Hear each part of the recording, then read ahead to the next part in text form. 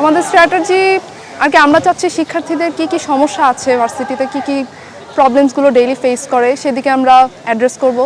আর নারী শিক্ষার্থীদের online bashing নিয়ে যে জিনিসটা হচ্ছে সেটাকেও আমরা অ্যাড্রেস করতে চাচ্ছি। তো সেই রিলেটেড আমরা যা কাজ করা যাবে সেগুলো আর কি আমরা প্ল্যানিং করেছি একটা। এখন বাকিটা যদি দেখা যাক, শিক্ষার্থীরা যদি আমাদের সাপোর্ট করে তাহলে আমরা সেই দিকেই আগাবো।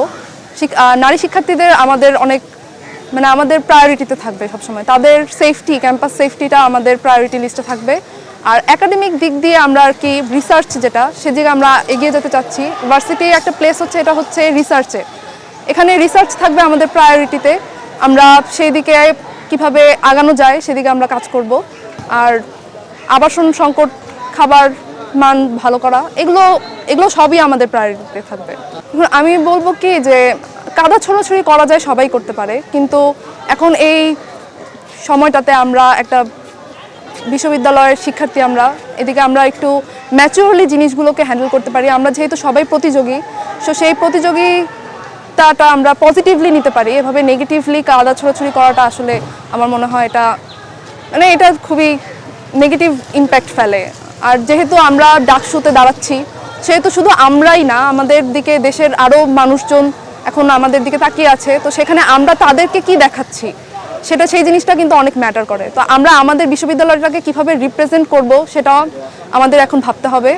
সো আমার মনে হয় পজিটিভলি আমরা জিনিসটাকে এগিয়ে নিয়ে যাব। আমি বলবো তারা এটা শিক্ষার্থীদের কথা ভেবেই তারা এই ডিসিশনটা নিয়েছেন। তারা জানেন যে এখন শিক্ষার্থীরা কি চাচ্ছে, তারা চাচ্ছে নিউ ফেসেস, তারা চাচ্ছে নিউ রিপ্রেজেন্টেটিভস তাদের জন্য।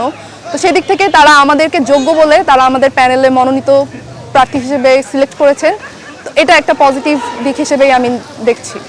না, আমাদের প্যানেলের আমাদের সংগঠনের মধ্যে কোনো সমস্যা হয়নি। এটা হচ্ছে তারা একটা অভ্যন্তরীণ ভোটাভুটির মাধ্যমে তারা আমাদের প্যানেলটাকে সিলেক্ট করেছে। তো সেদিক থেকে তাদের বিচার বিশ্লেষণ করে সব কিছু ভেবে তারা ডিসিশনটা নিয়েছেন বলে আমার মনে হচ্ছে যে সময়টা একটু বেশি গিয়েছে অন্যান্য প্যানেলের তুলনায়। কিন্তু এখানে কোনো অভ্যন্তরীণ কোনো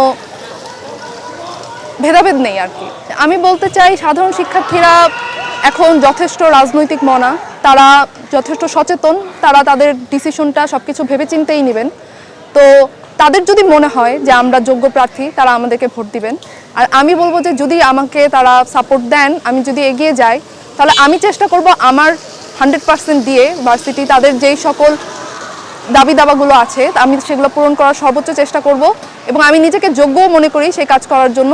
তো আমি বলবো যে তারা যদি মনে করেন আমাকে বেছে নিয়ে তাদের রিপ্রেজেন্টেটিভ বানাতে, তাহলে আমি সেই অনুযায়ী তাদের সকল ইচ্ছেগুলো পূরণ করার চেষ্টা করব।